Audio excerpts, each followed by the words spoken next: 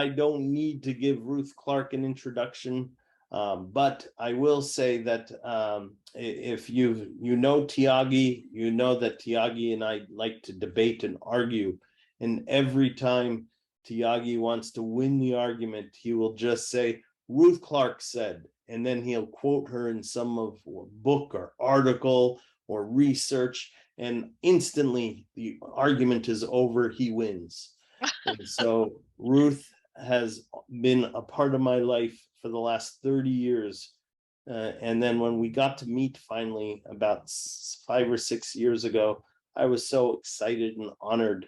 And not only didn't she disappoint, I was just even more enamored with her work, and honored to just get to know her. And so without further ado, Ruth, I'm going to turn it over to you for the inaugural session of your program at the conference. Okay, thank you so much, Matt. And it is such a relief to have you here to bail me out of any issues. Matt and I were just sharing, I just got back about 3 days ago from 14 days in Sicily, which is absolutely a fascinating country, but subcountry in Italy, but I did bring back a cold. So if I end up blowing my nose, just be patient with me. I think the coughing is mostly over. Happily, it's not COVID, so I'm happy to get back. Okay, so when I first thought about the conference, actually the history of this is, I don't know if you're familiar with my books with Rich Mayer, E-Learning and the Science of Instruction. And I do have the chat up, so feel free any point to put in your comments. But the first edition we wrote was in 2004. And then we kept writing some editions as the science evolved. And then the last one was 2016. And I'm kind of quasi-retired, so, but about last, I don't know, April or May, I thought, oh, I really am getting intellectually bored. I need to do something. So that happened. And then also I got this wonderful book. I'm going to post any references I show you, but I don't know if you've seen this book. It's really good for exercise. It's very heavy. It's Rich Mayer's and Fiorella's A Cambridge Handbook of Multimedia Learning. But I thought, okay, good. There's a lot of good stuff in here. I can use it for a resource. I can catch up on all the literature. And I contacted Rich and he was happy to do it. So we're working now on the 5th edition. And I wanted to use this opportunity to just kind of catch up with what we've done and where we are and what some of the new evidence is. So what I've tried to do in my career, you know, there's so much good research out there, but I think as a practitioner, it's very time consuming to actually seek out that research and read it and understand it and apply it. So what I've tried to do in my career is to look at all that research and then synthesize it in a way that hopefully helps practitioners.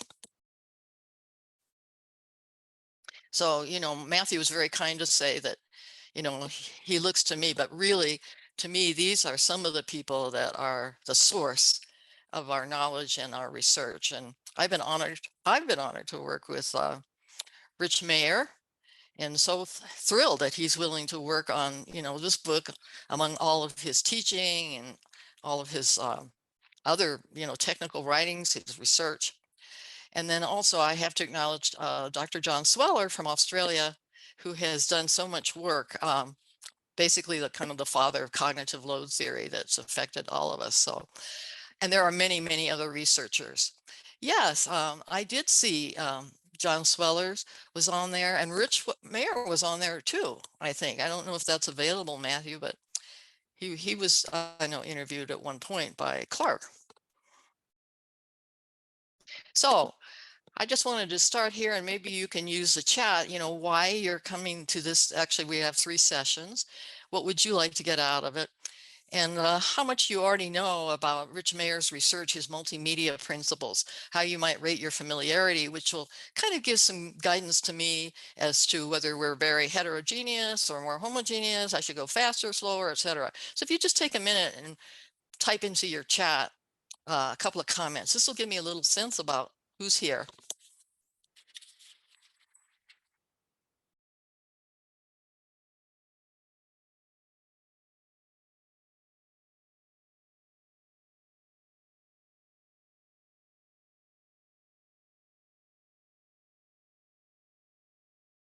Okay, good. I'm starting to get, thank you very much, Sophie.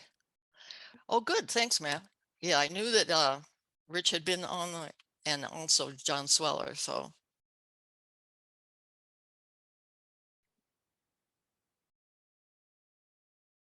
okay, practices to use in your design, current thinking in the industry. Okay, good. So this really helps me.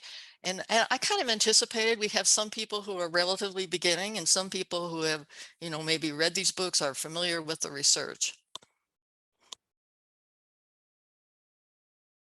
Okay, so, as you know, with any group where we have a lot of heterogeneity, if you've heard some of this before, that's great. Please jump in with your own additions. And if not, I'm going to at least look at some of the basic research. Okay, you and your team on the latest evidence-based techniques. Good. Yes, so why? Why are we doing certain things that we're doing?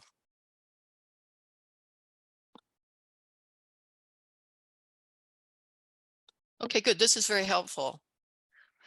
And as anticipated, we have a mixed group of background here, which is fine. So what we're going to work on today is, why is evidence-based training important, or evidence-based practice? And for me, a lot of that has to do with misconceptions. What are some of those misconceptions? From my perspective, I've been looking at the research, I don't know, I don't want to say how many years, but it's been at least 25. So how does that evolve? How does the research change? And then I'm going to do a quick review. This will be familiar to a lot of you toward the end of Rich Mayer's basic multimedia principles. And I do want to share with you very interesting meta-analysis that looks at a lot of those principles. And then I have an assignment for you. So when I was asked to do this, they said, well, we really want to have more than just, some sessions. We want to also maybe have some reading, some activities for you. So we're going to end up with that assignment. How many of you are familiar with the learning styles idea here? So I'm starting here on misconceptions. Just give me a thumbs up, or I don't know, what can we do here, Matthew, or just type into chat. You're familiar with learning styles. So there's lots of different learning styles, but one of the prevalent ones has been, I'm an auditory learner. I'm a visual learner. I'm a kinesthetic learner. Good. I'm glad to hear that. And yes, as a myth, that's right, Sophie. But still, having even talked about this for like, I don't know, many years, at every conference, talk about the myth of learning styles. So I was really surprised. In a recent article I was reading, they did a survey. They found 84%, this was student teachers, still buying into this learning styles misconception. So I thought, wow, in spite of all the talking that we've done about it, it's still pretty prevalent. So as many of you already know, there's really no evidence to support the idea of a visual learner or a kinesthetic learner, etc. So this is one where I think, people spend a lot of time and money and effort maybe accommodating learning styles to no avail. So this is where I think research can really, pay off for us. Here's another misconception that I think is prevalent, and that's what I call media mania. And for some people, whatever the latest media is, and I guess now we're into a lot of immersive, virtual reality kinds of things. Yes, that's a good point, Heather. Companies do make a lot of money off the myths. There's tests, there's courses, there's all kinds of stuff. So I agree with you totally. Media, if we can do it, we should do it, and we've actually reached the point where media can over exceed our cognitive abilities to process the information. And so what happens in some organizations, we become technology focused. And Rich Mayer has always talked about this technology focus. Oh, we've got the media, we've got these, affordances or these capabilities, let's use them. Versus how do people learn? And how can we actually shape the media to our learning abilities and limits?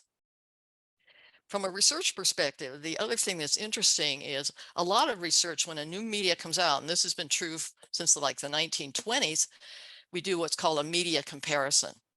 So for example, if you have an immersive virtual reality, you can try one version with that, another version maybe with video, another version maybe with print. And then you want to see, okay, what's the best media? And by and large, that research has pretty much shown us that there's really not, the media is not really what makes a difference, but it's how it's designed. The other thing is, rather than doing the media comparison research, which we're still doing, but more and more we're doing what's called value added. So let's say you're going to use some kind of immersive virtual reality. You could compare different versions of it, and you could learn, okay, here's what works best given the capabilities and affordances of that particular medium. And we'll talk more about that kind of research as we go along.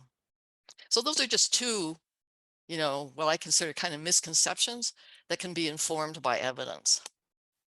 So I wanted to pause for a minute and see what your experience has been with misconceptions.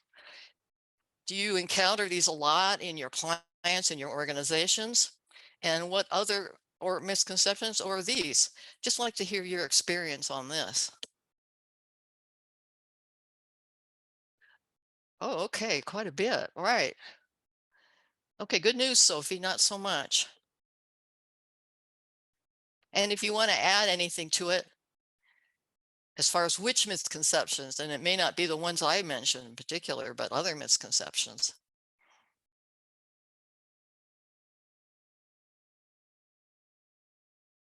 Oh, generational differences. Yeah, that's interesting.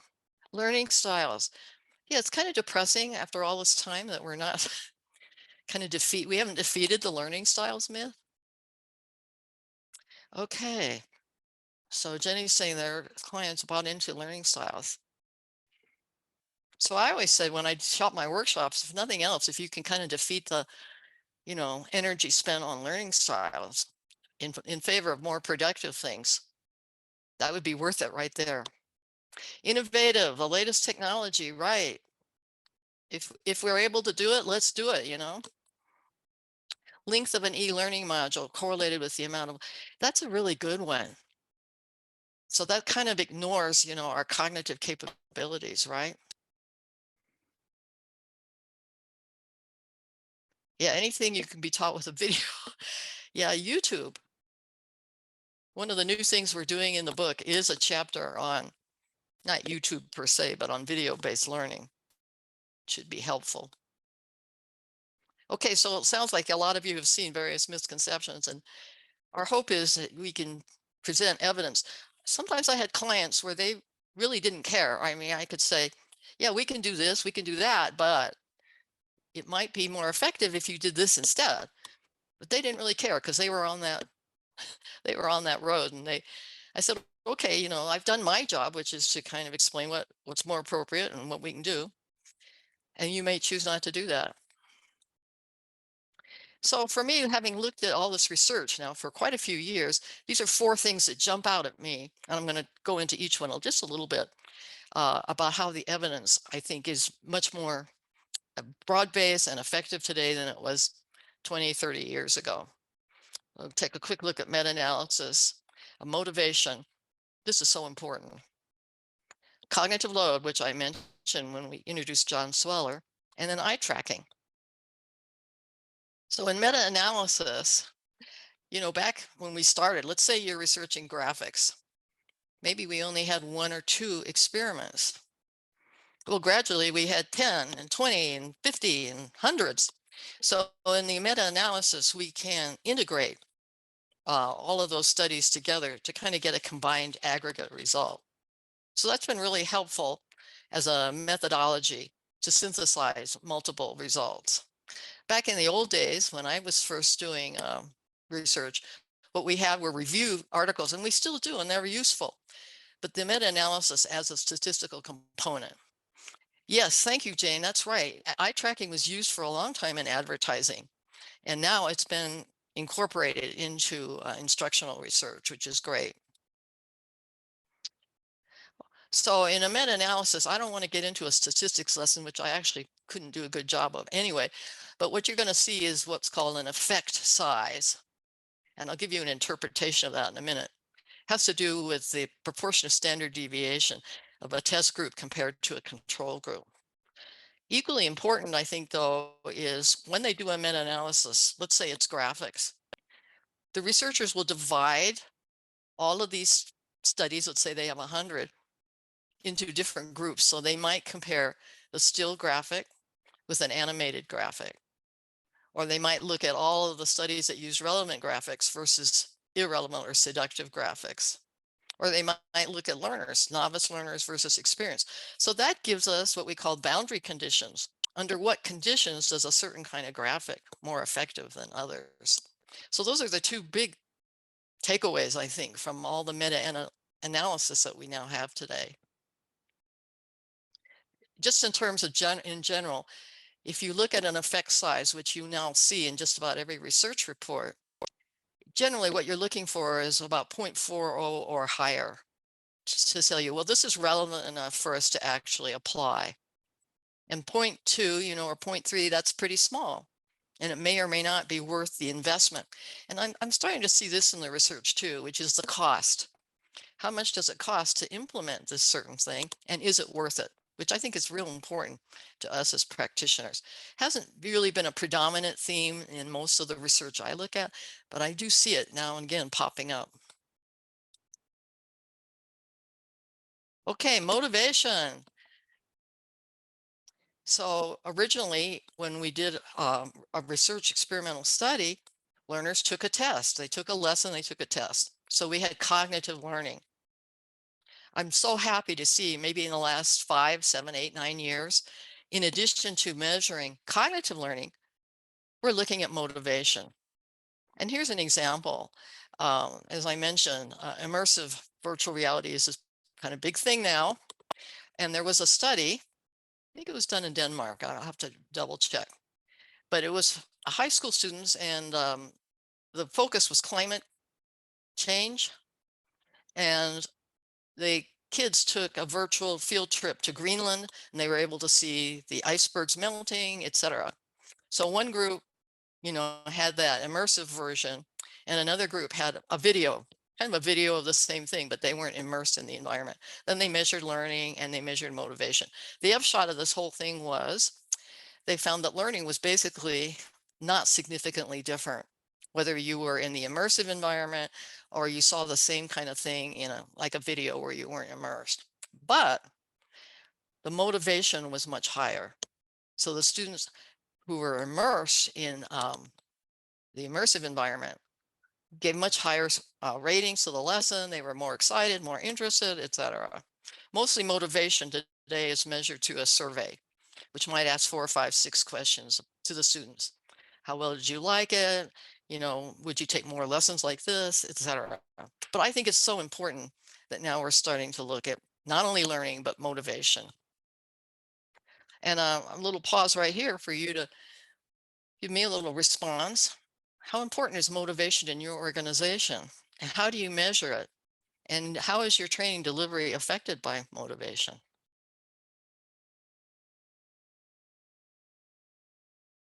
Okay, Julie, motivation is not talked about. That's interesting.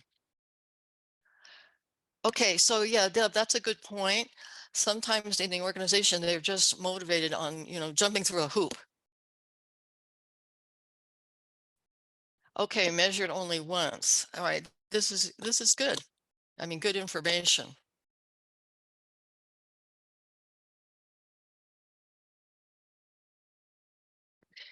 Okay, smile sheets, right? In your organization. So Peter, based on that, then maybe changes are made. So it sounds like a lot of you saying, motivation, the motivation is to jump through the hoop and get the certificate. I used to teach instructional design workshops, and the way our financial structure worked is in a workshop, you could have X number of people. Well, some of our clients, they were absolutely determined to fill that X number of people, even if the person in the workshop, their job had nothing whatsoever to do with what we were trying to learn in instructional design. So they obviously didn't see the relevance, and it wasn't relevant to them. Yeah, and relevance is an important issue.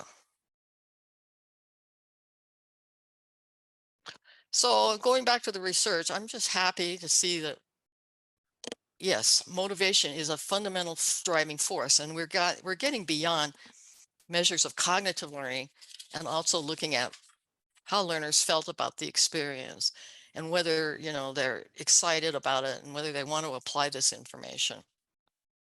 So that is, I think, an important forward advance in our research.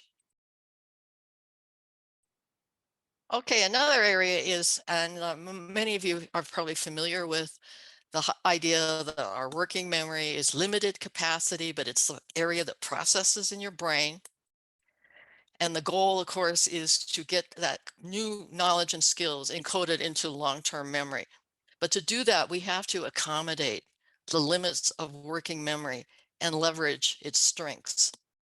So this whole fundamental understanding has really evolved in the last 30 years. And in particular, I think we have to credit John Sweller with his cognitive load theory. And I'm going to briefly mention each of these types of cognitive load, which we should consider really in all of our instructional design. One thing I'm going to mention here is we do not have consistent terminology. So I'm in the research community. Happily, everybody agrees on the term extraneous load. That's good. We have one camp that uses the term essential, but others call it intrinsic. So I find this kind of frustrating for all of us when we're reading, when we use different terminology. And then we have a generative, which is also domain load. So I'm going to stick with mostly the terms that Rich Mayer uses, because that's who I'm working with on this. And we'll define each of these quickly. It might be familiar to some of you already. So I always like this slide. Extraneous load is when we do things in the design and in the instruction that overload the working memory. And it overloads it so much then that learning is actually depressed. And a lot of the research that we've done initially was on how we can, minimize extraneous load. It's not a good thing. Then we have essential load, which basically that's how complex are the knowledge and skills you're going to teach to your particular audience. An example I like to use here is if you're learning a foreign language, for example, and you're learning vocabulary, that's one word at a time, the essential load is relatively low. But let's say you're in a part of the lesson where you have to respond. The instructor asks you a question in that language, you have to respond. That's a much more complex thing. You have to understand what the instructor asked you. You have to formulate a grammatically correct response. You have to articulate that with some semblance of the right accent. So all of those things have to work together. So that would be a much higher amount of essential load, a much more complex environment. And finally, we have generative load. This is the good stuff. So we want working memory to be freed up to process new content in ways that are going to build the knowledge and skills that we want. So our goal here in instruction and the focus of a lot of the research, when the complexity is high, in other words, when the essential load is high, you want to design your instruction so the extraneous load is low and the generative load can be maximized for learning. So that's a quick, in a nutshell, cognitive load theory, which is still forms the basis of a lot of the research we're doing today. Ruth, can I ask a question here? Please, Sophie, thank you. Because I've been thinking about this extraneous load, and we need to keep it as low as possible, whereas the generative load, we need to maximize it. But then what about the essential load? Basically, is that like the constant, the invariable factor? Yes, that's such a good question, Sophie, but there are actually ways that we can manage essential load. So for example, a very basic principle that we've all probably used is just segmentation. Let's say you have a lot of very complex content. You can just break that down into chunks. I think we've done that in training and instructional design for a long time. So there are ways we can try to manage the essential load. In Rich Mayer's book and in many other places, here it is again, he has a section on how to manage essential load. Another technique is pre-training. So before the learners, actually get involved and engaged in the lesson, you can give an introduction to the major concepts that they're going to encounter in the part of the lesson. So I think with essential load, there are still ways we can manage it based on our audience. Does that answer some of your questions, Yeah, Sophie? because I've also been reading this part in your book, and I was then reflecting basically on, so where is then the difference between the essential load and the active learning part, basically? And I see that there is a difference, but the difference is to me less clear compared to the first component, for example. And that's why I was just reflecting and taking the advantage of asking you the question. No, I'm really glad. And also that kind of feedback is very helpful to guide me as to where we should be clearer, in the book and in our explanations of things. One of the discussions Rich and I had when we talked about the organization of the book was to break, the book, which they did in this other multimedia learning book, all the methods related to extraneous load, all the methods related to essential load, how to manage it, and then all the methods related to germane load. We didn't exactly go that way. For some, who knows, there's no perfect organization, but it's a good question. And so happy to hear your audio too. It's coming through so clear. Thank you. Thank you. So eye tracking, and somebody already mentioned in the chat earlier that this has been used for years in advertising research. I don't know if I'd want to be the student in this study with this head thing on, but basically they're taking the lesson and they're looking at the screen, and then we can see where they're focusing their attention and for how long, how do their eyes jump around. So let me show you one place where this is used and get your opinion about this. So what you see, the question here is, if we're in a lesson like right now, we're all here and we can see all our video on the screen. I can see it on the side. And this was a lesson that I actually took on Zoom, how to use Zoom. And as you can see over on the right-hand side, the instructor is there. The video of the instructor is there. But the instructor can also choose, not to show their video. So the question is it helpful or not helpful to actually have the instructor, image on the screen? On the positive side, we can say, well, it adds to social presence, and that could be motivational and engaging for the learners. On the negative side, we could say that becomes a distraction. So we could use eye tracking here if we had a lesson like this with the video or without the video. We could use eye tracking to test learning and also to see how much focus learners were giving to the video of the instructor compared to the actual content, which in this case is the screen. So I'd like to hear your opinion now. What do you think about having the instructor's video? And I'm using Zoom, but it could be in a lot of different, should the instructor's image be on there? What's your experience and what do you think? So you can use chat or you can come in with audio. I'm really glad Sophie did.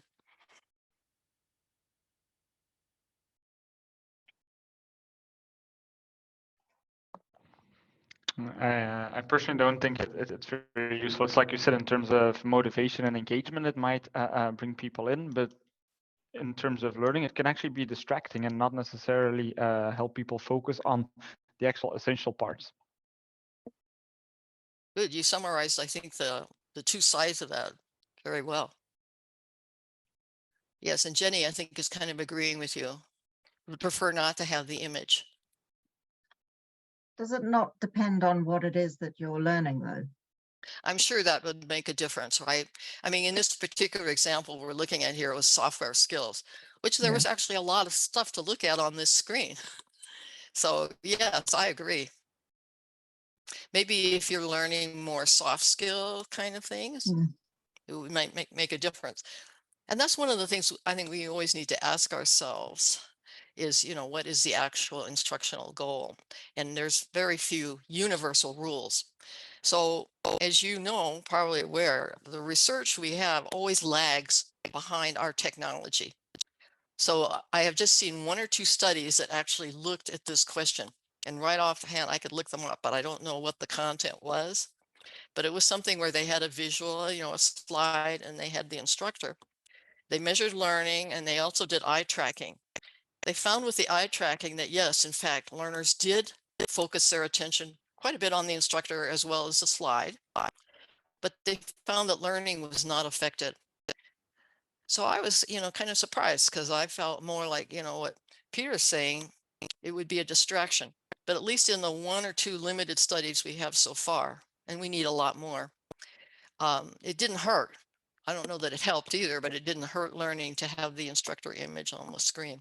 Anybody else have any comments or wisdom? Maybe you've tested that yourself and you have some observations.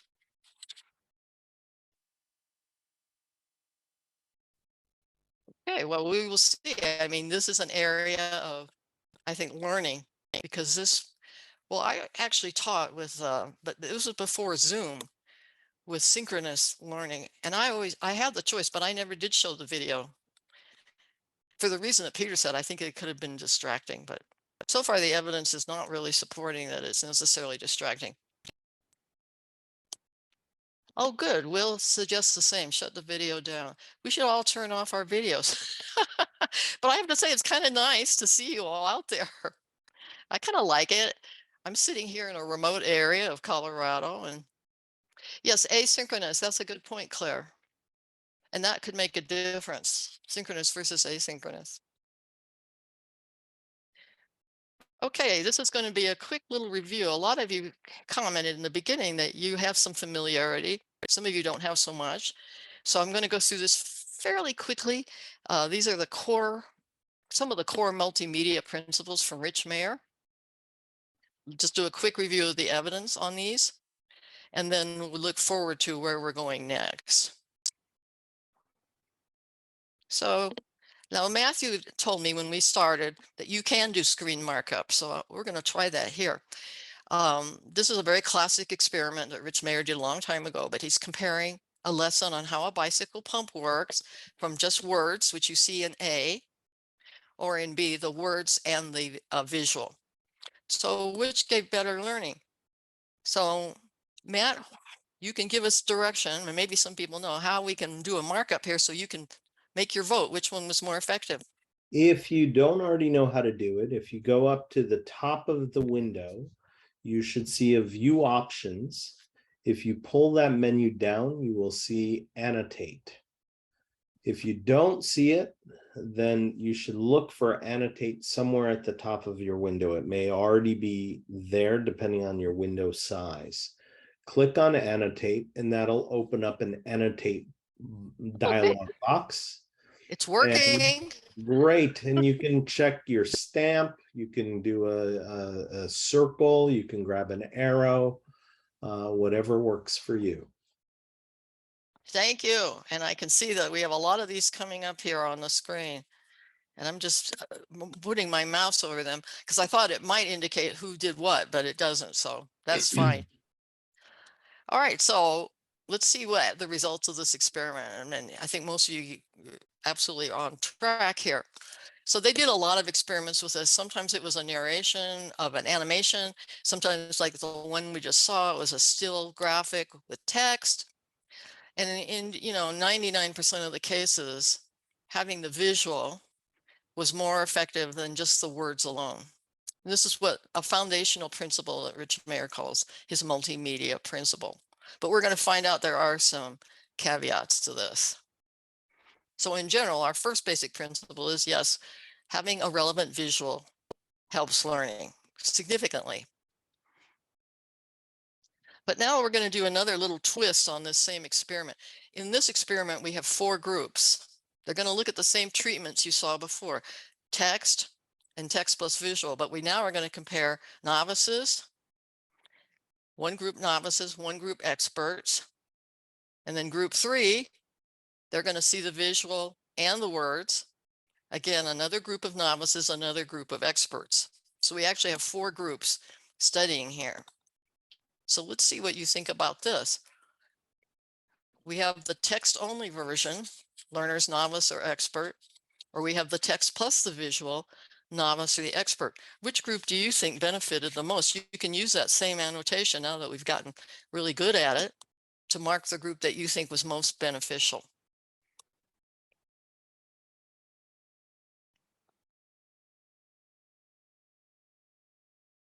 Okay, so it looks like we have some voting for the expert group, if I'm reading this right, in the text only, and some people voting for the novice group that studied the text with the visual. Well, if we build up some suspense. So what we're getting focused here is what difference does it make with your audience? Let's see how this turned out. Okay, so now Matthew, thank you. Somebody got rid of all those pretty little marks. So you can see the text only group, and you can see the novices and the experts. And then you can see the text with graphics group. So if you look at the light green, those are novices, you can see they were the ones that benefited the most from having a visual added. Notice the experts in the darker color. It really didn't make a lot of difference to them whether they had a visual or not. And that's because probably if you're familiar with the bicycle pump, as you read the words, you can form your own mental image, right? So it didn't really make a lot of difference, but it made a huge, huge difference for our novices. So kind of a takeaway from this is some of our instructional prescriptions are going to be more effective for novice learners compared to people that have a lot of background in that area. So this is another one we can mark up. The lesson here was how blood circulates through the heart. And they had two different, there were many images, but you're just seeing representation. Which one was more effective? Yeah, some of you are already ahead of me. Good. A or B? Which one led to better learning how blood flows through the heart?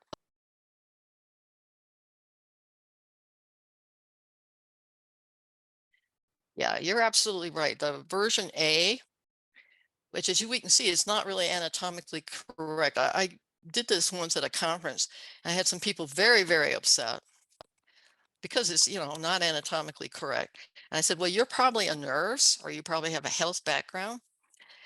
And if the lesson, and some of you mentioned before, does it depend on your goal? Well, if the lesson has to do with anatomy, then maybe B would be more effective.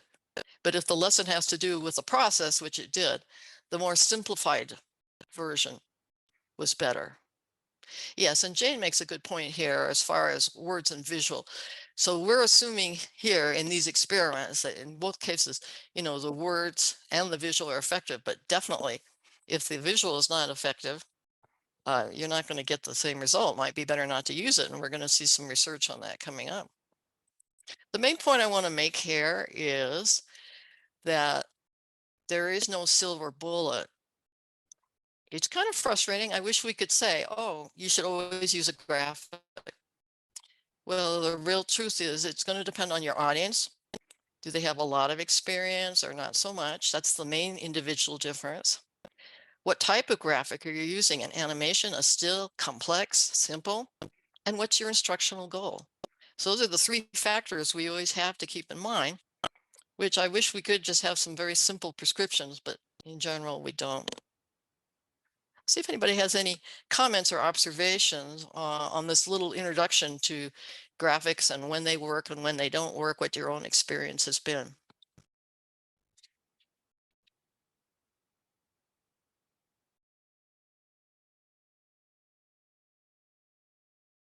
Okay, it looks like we're good. I wanted to make a quick mention about the experimental evidence we have. All experiments have limits. In general, the audience is a limit because most of this research is done with college students. Why? Because the professor is in a university and there is a ready source of willing or not so willing participants. So just keep in mind that most of the generalizations, we know a lot more actually about how younger people, college age, learn compared to older people like me, because we're not in these experiments. Second, the treatment type, we've already alluded to that, and somebody mentioned in the chat, it's going to depend on the quality of the visual. Another issue is learning measures. So originally, a lot of the research was just recall. And that really turned me off because in our world, we really need application. And I've been so happy to see that most of the studies report both recall or retention and application or transfer. And when I read research studies, and we're all going to read a research study over the weekend, I pretty much ignore the results on recall, but I look at the transfer, the learning transfer results. What about the length of the training? Many of these experiments are 2 or 3 minutes long. So a question we might all ask is, well, what about if it was an hour or 8 hours or whatever? So these are all limits that we have to keep in mind as we start to apply research. Okay, so Sophie, maybe you could add to what your comment, evidence informed. Is it evidence informed? Is evidence-based mean more controlled environments? So let me just respond for myself. It means the research I look at basically is experimental research. I was a science major way back when. So, you know, you have random assignment of learners to a control and experiment, etc. There's certainly other valid types of research, but that's what I mostly have focused on. And Yeah, these, I was go first- ahead.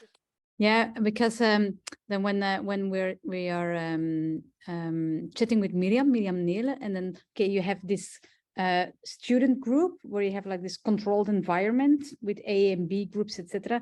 But when we Right. talk about adults within companies and organizations, you don't have this Yes. environment. So in that perspective, I think where I personally would rather than talk about evidence informed, because we do not always have control over all the factors that might influence training. Absolutely right. Correct Absolutely assumption? right. Yeah. Mm. And I've been happy to see, I mean, mostly these are done in controlled environments, like in a lab. More and more studies now, they are also doing more classroom environmental based. They're still experimental or quasi-experimental, but they're more, you know, at least more naturalistic in the setting. But you're absolutely right. And that's where I think with any of these experimental studies, we have to factor in the limitations. We're running out of time here, or not running out, but I want to move along and then we can take comments at the end. This to me is so crucial, this contiguity principle, and I'm going to show you some meta-analytic data on this. It's a simple thing, but it's so important, it makes such a difference to learning. Let's see, Matt, can you get rid of all those little stars that were on there? Because we're going to do it again. I have 2 versions here, and I just wanted you to pick one that you think is more effective in terms of layout. So we have a pie chart. Which one's more effective, A or B?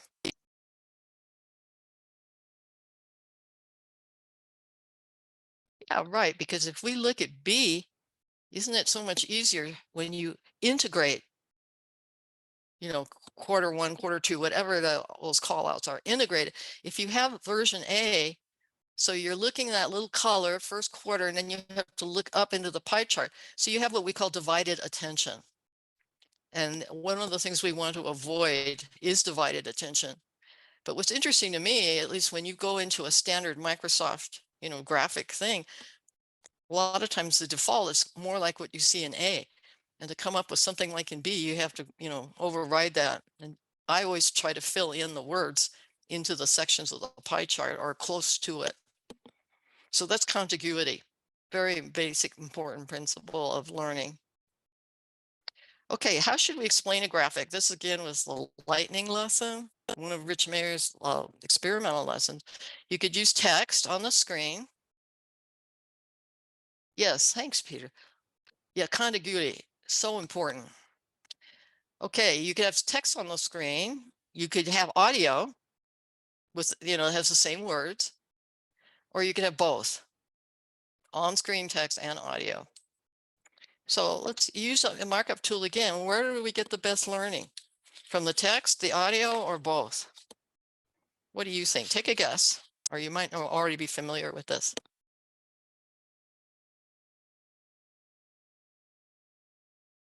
Yeah, question marks are good too. Yeah, good. I'm glad to see we have divergent ideas here. So let's take a look at the results.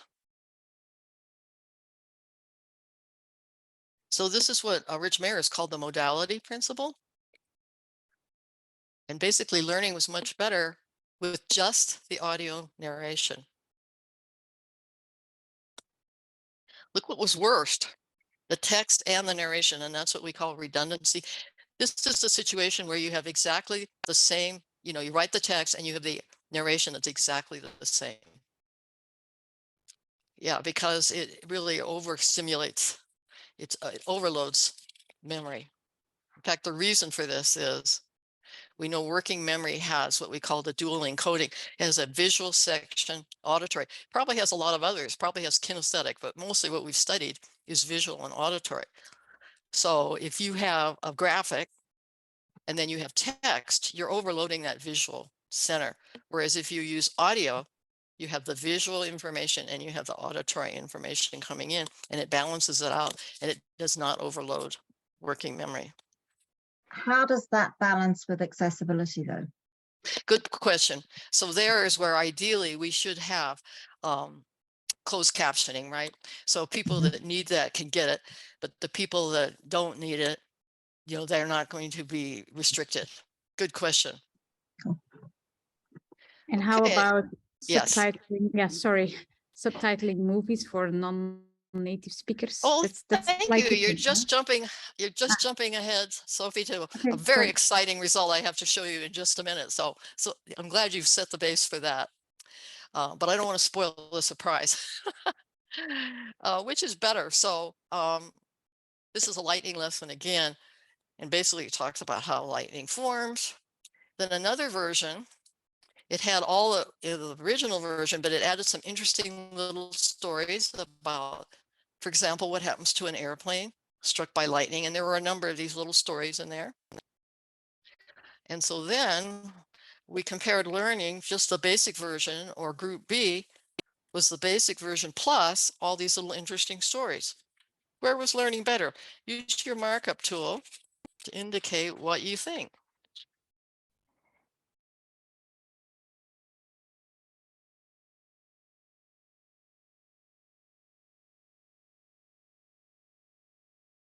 Okay, well, I'm glad to see we have little differences here. And some of you may be familiar with this research.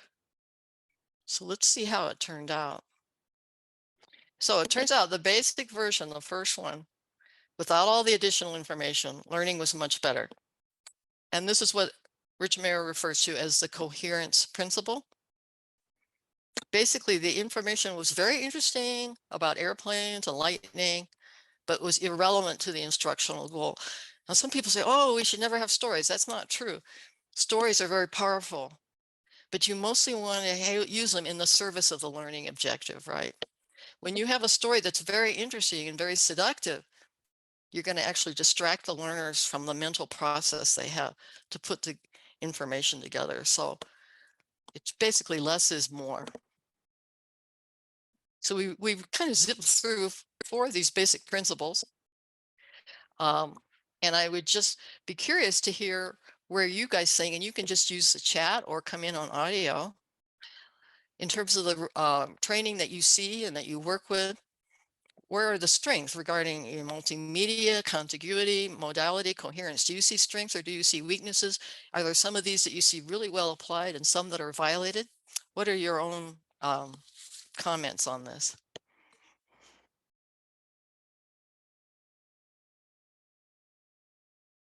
Jane. Well, good. I'm glad, you know, that these principles are helpful. And some things, you know, it seems very intuitive that if you added some interesting stories that learning would be better. It turns out not to be the case. Ruth, can I ask a question about the coherence principle? And Yes, Julie. so I'm thinking about the addition of stories versus using analogies to help, you know, so like if you explain the concept in the basic way, but then sort of give the analogy, is that similar or different than what you're describing here with the coherence principle? I would say it's different because an analogy should be an instructional tool. So you're really trying to give the learner kind of a different mental model on which to base your core thing. So I would not lump that in as a violation of coherence. I think that's a very useful strategy. Okay, thank you. Let's see what other comments or what your evaluation is of how well you're seeing these multimedia principles permeating the environments you're working with.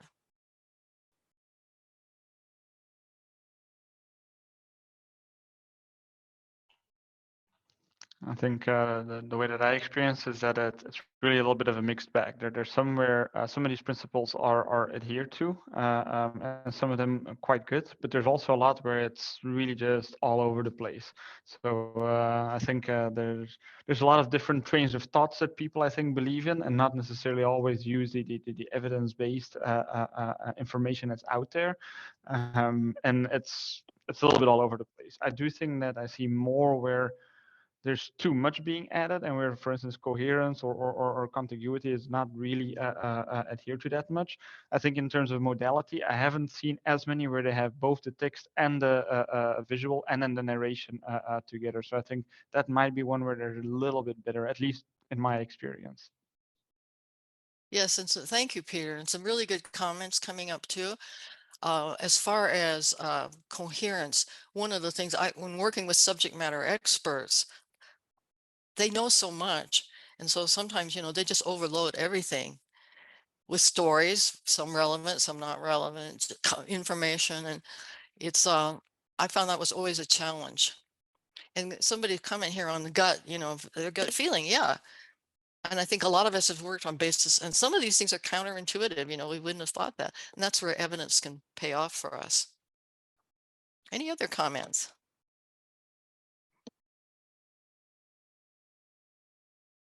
Yeah, happenstance rather than informed choice. And that's where we can all play a role, right?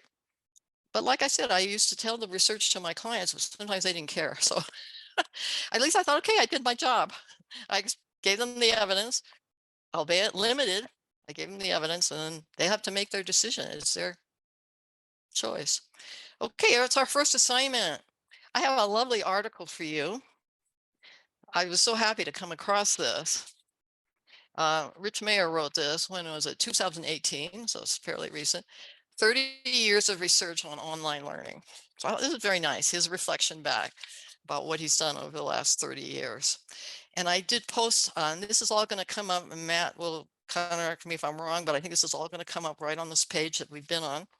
The article itself, that you can download it. And then also I put some questions. You don't have to answer those questions. They're just things that we can discuss on our next session. I mean, you can answer to yourself. You don't need to send me anything. The second thing is I would love if you could send, and again, I'm going to look to Matt for any updates here. My understanding, Matt, is we can submit on that same screen, screenshots or videos. Am I right? You are right. The only question we have, Ruth, is would you like those assignments posted in session 1 or session 2? Session 1, because we're going to do it again in session 2. So So this folks, time it would be, for the go ahead, Matt. assignment, make sure you post what you'd like to share in session 1, and do it as a comment to the assignment that Esther will be posting after this session. So the article, as well as the assignment that Ruth is sharing now, will be posted in session 1. Comment to the post that Esther makes, and you'll be able to share what you want to. Thank you, Matt. And I'm excited to see how this actually works out. So what we want to focus on with your examples would be either an application or a violation of the multimedia principle, which graphics support learning, contiguity, which is we want to integrate text and graphic, modality, which has to do with audio and text, and coherence. So you can just take any one of those and share, yes, here it applied, or here it was violated. And We'll you can post that as text, video, photo, or file. That's exciting. So we'll hopefully be able, you correct me, Matthew, to look at those, some of them, next time. I'm going to talk to you more about that, Matthew, because I don't know if I need to download them or we're going to go right to the screen, or how we're going to do it. You can just go right into Circle, which is the conference platform, and it'll be right there in the thread. Beautiful. Okay, so that's our assignment. Now I have one last very exciting thing. because Sophie brought this issue up earlier. So we have so many meta-analyses that we now have the meta-analysis. So I was really happy to see this was just published last June in the Review of Educational Research. They looked at all these principles, some of which we've just talked about. They actually looked at 29 different meta-analysis that included almost 1,200 experiments and 78,000 students.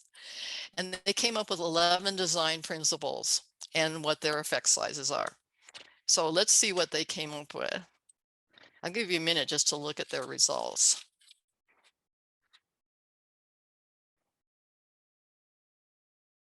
So I think the first one there, Sophie, is what you were referring to. And this was completely off my radar. I wasn't familiar with this, but it has to do with a second. This was the highest effect size they got, 1, which is really high, almost 1. And if you are teaching, second language, and somebody is listening to a video, which is a great instructional way to learn a second language, then you also should put in the caption in that second language, and it dramatically improves learning of the second language. Contiguity, we talked about, look how high the combined effect size was from all these, very high. We're going to talk next time about signaling and cueing. And then you can see the other ones, some of which we've talked about and some of which we're going to talk about. But you can see what the effect sizes were of all of these meta-analyses. And this is something that I'll bring up again next week. I know we're running out of time. Some of you have other things scheduled.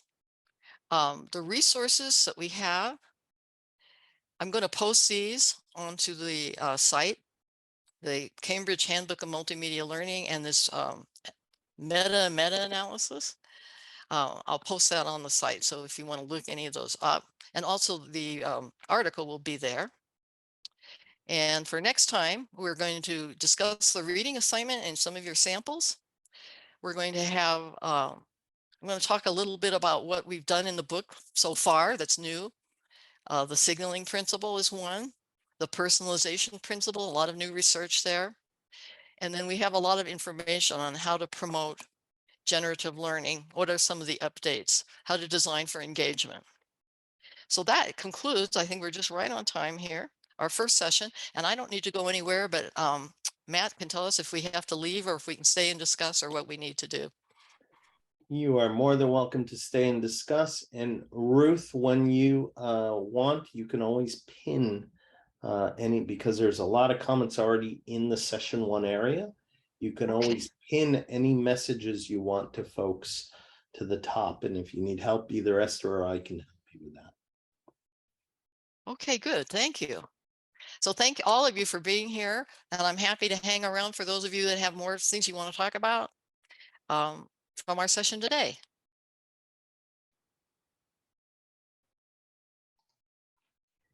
Ruth, if Thanks, you Ruth. want to Really stop interesting sharing, session.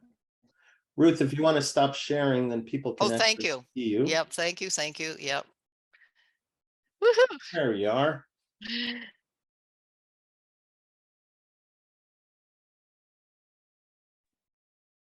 Okay, so I'm gonna unmute because I do have a question, Ruth, and I've also posted it in the circle environment because I was looking whether or wondering whether there is some recent research, especially in and after the pandemic or let's say a lockdown situation.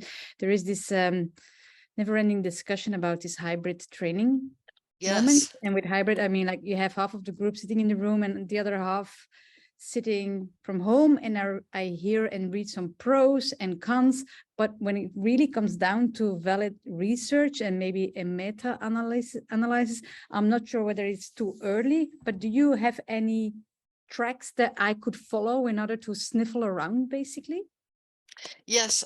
So basically, I review about 10 different journals, and in general, we are lagging behind the technology. So personally, in what I've looked at, I have not seen research on this. And definitely, I could pretty much say there won't be any meta-analysis simply because there haven't been that many basic experiments on it that I'm aware of. But let's see if there's anybody here who has either experience.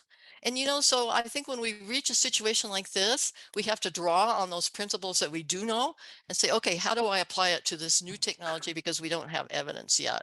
Does anybody have any comments to add or experience to mention to Sophie? Sophie, you might want to reach out to Will. Will, pre-COVID, so right before COVID really hit, Will had done some articles looking at some of the research on the value of live online, asynchronous, and completely in person in a classroom training. And what he was able to synthesize is it's a stupid question. And because what the minimal research, I don't know, I'll defer to Ruth and Will on this, seemed to imply was it was all about the quality of the design and not about the medium. And that if we focused on a good instructional format, then you ended up getting similar outcomes. But I need to defer to Will on where that came from, and defer to, you can find it on his website actually on Work Learning. But I don't know how official his analysis was or anything, but you can check with him. I found a paper on ResearchGate that was conducted at the university in Leuven in Belgium, but it's just like one sample, you know. So Yeah, check with Will. Yeah. Because he had found a whole bunch of stuff. I can't speak for him. So I would defer to him on that. But it was pre-COVID, so I don't know if things have changed since COVID hit. Yeah, and I know it's a very nuanced, you know, answer, and it depends on so many factors. But nevertheless, I mean, I do get that question quite often. And I was like, maybe I should just, you know, have some more research about this to tackle the question and to have it off the table. But that's not the case. Okay. Well, I think Will's next session, and I think you're there for it, I think anyway, but I'm sure you can ask him live. So I will. Thanks for the advice.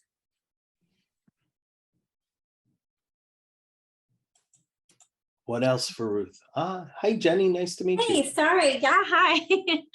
So I did want to explore the modality, the text and narration. So I know, you know, reading exactly what on screen is absolutely, you know, taboo and not effective. But what if there's